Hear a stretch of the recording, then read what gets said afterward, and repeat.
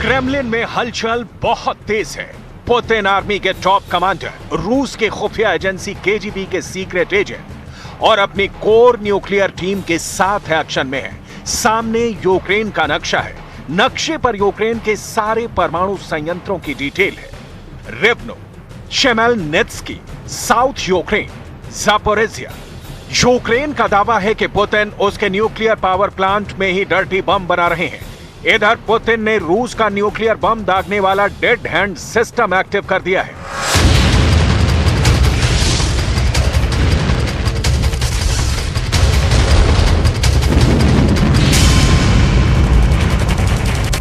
Kamchatka प्रायद्वीप से Putin nuclear drill देखकर लौटे हैं और अब डेड हैंड सिस्टम सक्रिय कर दिया है। पुतिन का मैसेज लाउड एंड क्लियर है। एटम अटैक के लिए उंगली बटन पर है। डेड हैंड सिस्टम के एक्टिव होने के बाद पूरी दुनिया में हड़कंप मच गया है। डेडली डेड हैंड सिस्टम की डिटेल आपको बताएं, उससे पहले जिसके खिलाफ पुतिन ने न्यूक्लियर बम एक्टिवेट किया है उसका रिएक्शन देख लीजिए। अमेरिका के राष्ट्रपति जो बाइडेन पेंटागन के अपने टॉप डिफेंस स्टाफ से न्यूक्लियर बम एक्टिव करने के प्रोसेस पर चर्चा कर रहे हैं। पुतिन के किसी भी परमाणु हमले को वक्त रहते नेस्तनाबूद करने के लिए बाइडेन के सामने रूस का नक्शा है। प्लान है कि पुतिन ने कोई भी परमाणु गलती की तो निशाना सीधे मॉस्को होगा।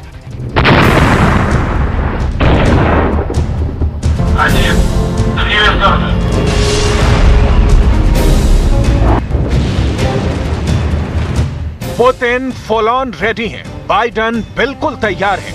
ज़ेलेंस्की पुतिन पर इल्जाम लगा रहे हैं कि पुतिन यूक्रेन पर डर्टी बम गिरा देंगे। इस बीच चीन की भी यूक्रेन जंग में एंट्री हो गई है। शी जिनपिंग की नजर हर न्यूक्लियर एक्शन पर है।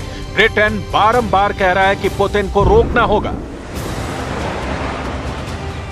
Товарищ Верховный Главнокомандующий, в соответствии с планом подготовки вооруженных сил Российской Федерации под вашим руководством проводится тренировка по управлению вооруженными силами Российской Федерации, в ходе которой будут отработаны задачи нанесения массированного ядерного удара стратегическими наступательными силами в ответ на ядерный удар противника.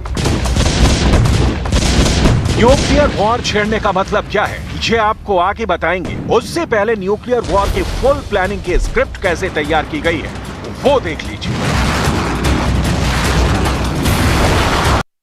पुतिन ने जो डेड हैंड सिस्टम एक्टिव किया है उससे होने वाली तबाही और बर्बादी की सिर्फ आप कल्पना कर सकते हैं। ऐसा कहने के पीछे का आधार देख लीजिए।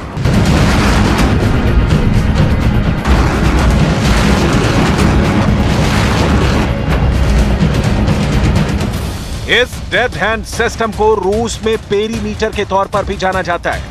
डेड हैंड सिस्टम न्यूक्लियर हमले को उसकी लाइट, रेडिएशन और भूगर्भ एक्टिविटी से डिटेक्ट करता है। दुश्मन के परमाणु हमले के दौरान ये ऑटोमेटिकली एक्टिवेट हो जाता है। टॉप के कमांडर के ऑर्डर मिलते ही रॉकेट ट्रांसमिट सिस्टम से मिसाइलें लॉन्च हो जाती हैं। इसके साथ डेड हैंड सिस्टम के तहत इंटरकॉन्टिनेंटल क्रूज मिसाइलें लॉन्च हो जाती हैं। माना जाता है कि इस वक्त रूस के पास दुनिया में सबसे ज्यादा करीब 6000 परमाणु बम है, जिसमें से करीब 1600 बम एक्टिवेट किए गए हैं। डेड हैंड सिस्टम के तहत परमाणु बम से लैस मिसाइलें सबमरीन में सुरक्षित रहती हैं, जो डेड हैंड सिस्टम के तहत परमाणु युद्ध की सूरत में परमाणु बम से जवाब देंगे।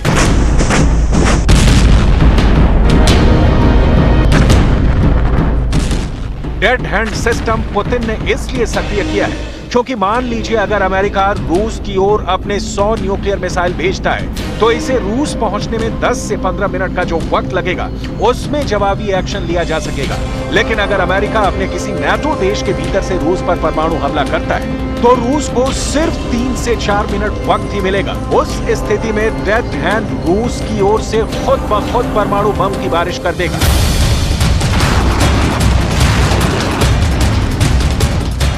मतलब सब कुछ स्वाहा। लेकिन एक बड़ी समस्या यह है कि अमेरिका को रूस अगर न्यूक्लियर बम से नष्ट करना चाहे तो उसकी परमाणु से लैस मिसाइलें हो सकती हैं कि अमेरिका जाते वक्त किसी और राह में पड़ने वाले देश पर भी गिर जाए और अमेरिका के पहले ब्राजील या मैक्सिको रूस के हमले में तबाह हो जाए।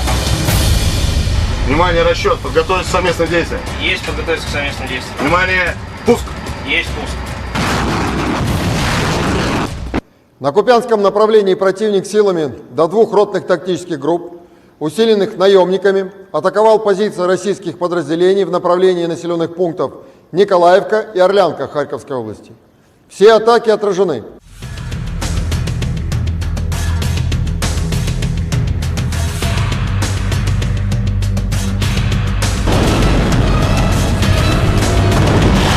पुतिन परमाणु हमले के लिए कितने तैयार है, इसका नक्शा यूक्रेन ने बताया है।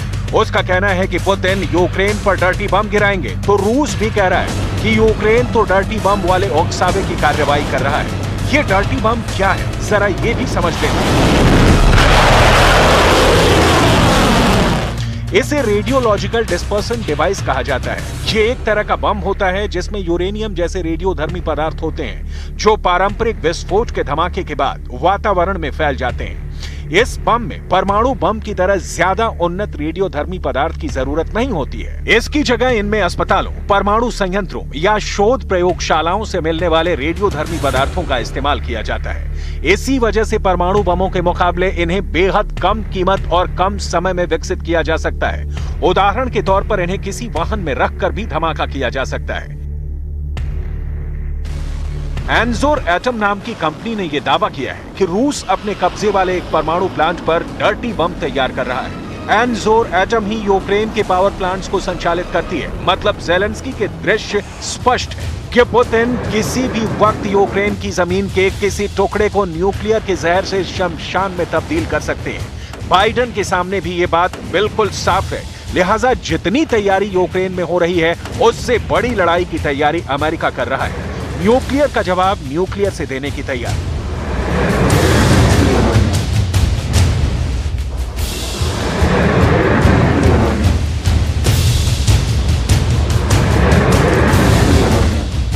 अमेरिका की जल शक्ति ड्रिल कर रही है।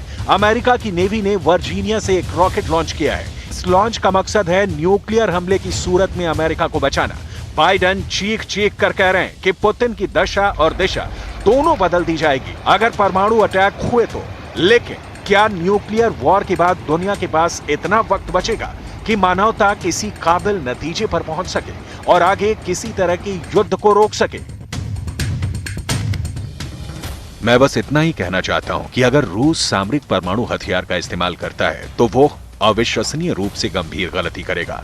जहां बाइडेन इस सवाल का जवाब दे रहे थे कि क्या रूस डर्टी बम या परमाणु हथियार तैनात करने की तैयारी कर रहा है, मैं आपको गारंटी नहीं दे रहा हूं कि ये अभी तक एक फॉल्स फ्लैग ऑपरेशन है। मुझे नहीं पता, लेकिन अगर ऐसा होता है तो ये गंभीर गलती होगी।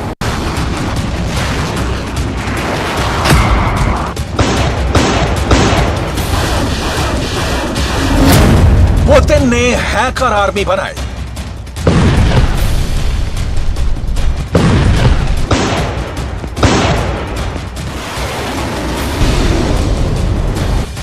दुनिया भर से गेमर तलाश रहे पुतिन। साइबर वॉर शुरू करेगा रूस।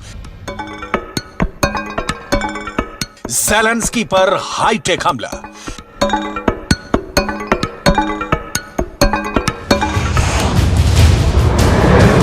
जिस युद्ध का नतीजा ये मिसाइल नहीं निकाल पाए, जिस युद्ध को ये टैंक नहीं पलट पाए, जिस जंग की बाजी को जंगी जेट नहीं जीत पाए, उस युद्ध में अब बहुत बड़ा होगा, विस्फोटक होगा, विध्वंसक होगा।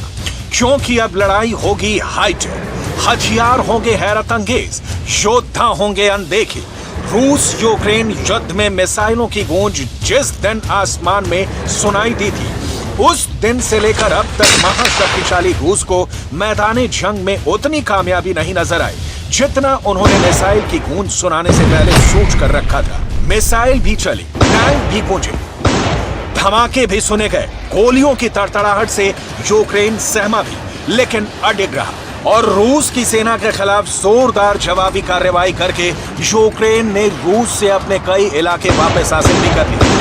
यही वजह है कि जंग को हाथों से निकलता देख पुतिन ने अब यूक्रेन पर तबाही मचाने वाली अपनी मिसाइलों के प्रोग्राम के लिए गीक, गेमर्स और आईटी टेक्नीशियंस की एक फोर्स तैयार कर ली है। यानी गेमर्स और आईटी के योद्धाओं की वो खूंखार सेना जो अब कैलिब्र मिसाइल भी संभालेगी। KH-101 की कमान भी देखेगी। क्रूज मिसाइल पर भी उनकी नजर रहेगी। यानी रूस अब हथियार नहीं, दिमाग के सही इस्तेमाल से जंग को फतह करेगा। पिछले दिनों यूक्रेन की ओर से हो रहे लगातार हमलों के चलते रूसी सेना को बैकफुट पर आना पड़ा था। रूस ने इसका जवाब तबाही मचा कर दिया, यूक्रेन की जमीन को दहला कर दिया। अब पुतिन की यंग गेमर्स और टेक्नीशियन वाली सेना का मकसद यूक्रेन में मॉस्को की सेना को आगे बढ़ाना होगा।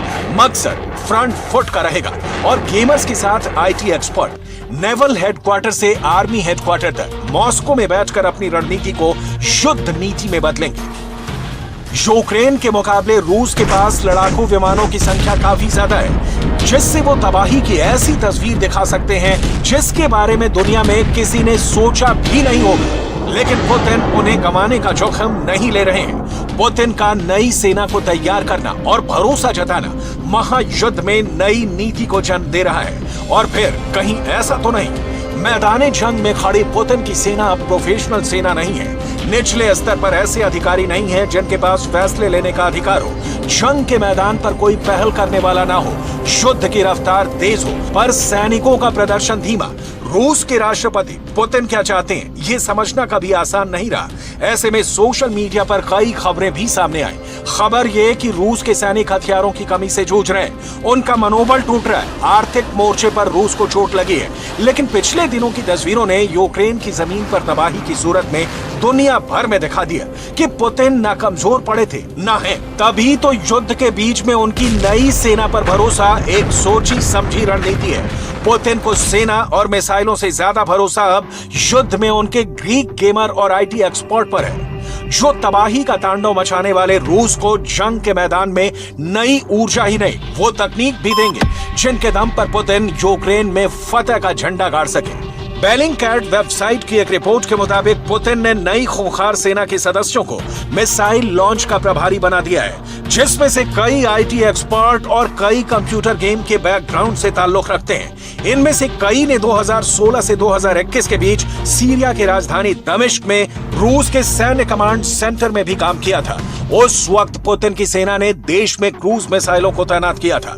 सेना से दूर दूर तक नाता नहीं रखने वाले इस टीम के 4 सदस्य ऐसे भी हैं जिनकी उम्र महज 24 साल है, लेकिन IT और कंप्यूटर विज्ञान में उन्हें महारत हासिल है। उनकी सैलरी एक रूसी सैनिक की तुलना में कहीं बेहतर है।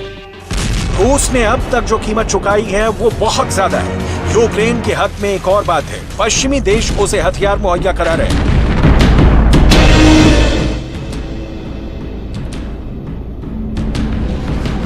लेकिन पुतिन अकेले दम पर जंग के मैदान में खड़े हैं। अपनी रणनीति को वो युद्ध में इस्तेमाल कर रहे हैं। Вот сейчас, когда мы столкнулись и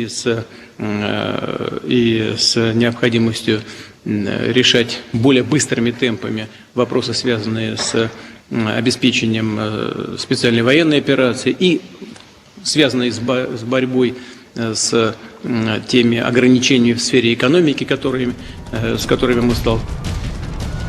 फरवरी में जंग की शुरुआत से लेकर अब तक ये वो वक्त है जब रूसी सेना कमजोर नजर आई थी।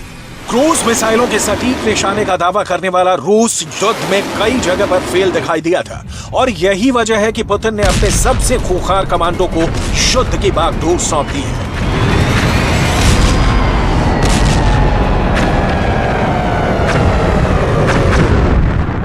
पुतिन की इस खूंखार सेना की कमान कर्नल इगोर बैगन्युक के हाथों में रहेगी, जिन्हें इससे पहले सीरिया में उनके काम के लिए सम्मानित भी किया जा चुका है। 8 महीने की जंग के बाद भी रूस की कामयाबी यूक्रेन के पूर्व में और दक्षिण में कुछ इलाकों तक ही सिमटी रही है। पिछले कुछ दिनों में यूक्रेन ने जोरदार पलटवार करते हुए उत्तर पूर्व में खार्किव इलाके पर रूस से 6000 वर्ग किलोमीटर से ज्यादा इलाका छीन लिया है, जिसके बाद रूस की रणनीति पर सवाल उठने लगे थे।